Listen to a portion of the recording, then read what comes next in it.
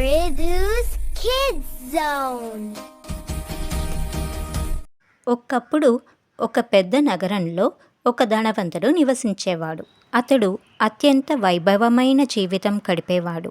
తన సంపద గురించి అతడు ఎప్పుడూ తన స్నేహితులు మరియు బంధువుల వద్ద గర్వంగా చెప్పుకుంటూ ఉండేవాడు.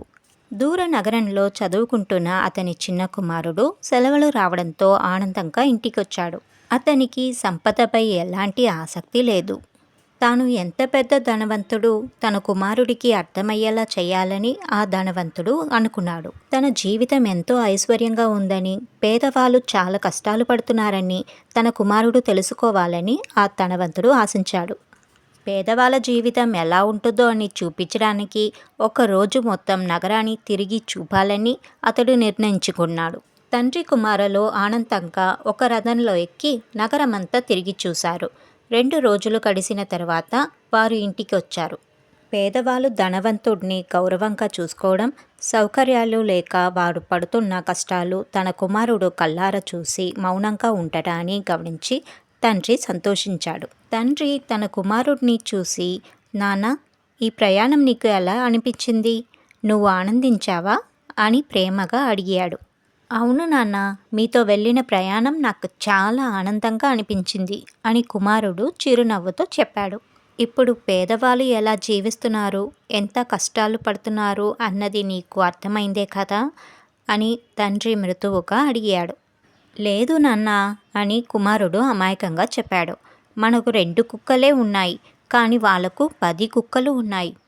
మన తోటలో పెద్ద ఈత కొలను ఉంది, కానీ వాళ్ళ దగ్గర చివరలేని పెద్ద నది ఉంది. మన ఇంట్లో ఖరీదైన దీపాలు ఉన్నాయి, కానీ వాళ్ళకు రాత్రి ఆకాశంలో మెరిసే ఎన్నో నక్షత్రాలు ఉన్నాయి.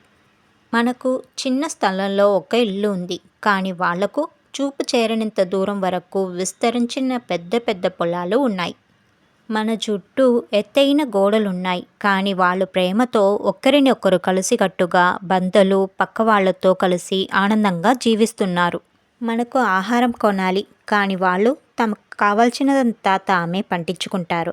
అందుకే వాళ్ళు నిజంగా ధనవంతులు అని చెప్పాడు. కొడుకు మాటలు విన్న తండ్రి ఆశ్చర్యంతో ఏమీ మాట్లాడలేక మౌనంగా నిలిచిపోయాడు. చివరగా, నాన్న, నిజమైన సంపద ఏమిటో నాకు అర్థమయ్యేలా చేసిందనుకు ధన్యవాదాలు. మనము నిజంగా ఎంత తక్కువ సంపదతో ఉన్నామో నాకు తెలిసేలా చేసేందుకు కూడా ధన్యవాదాలు అని కుమారుడు మృదువుగా చెప్పాడు. మిత్రులారా, డబ్బు ఆస్తులే నిజమైన సంపద కాదు. మంచి స్నేహం, ప్రేమతో నిండిన బంధాలే అసలైన సంపద. Like and subscribe for more videos.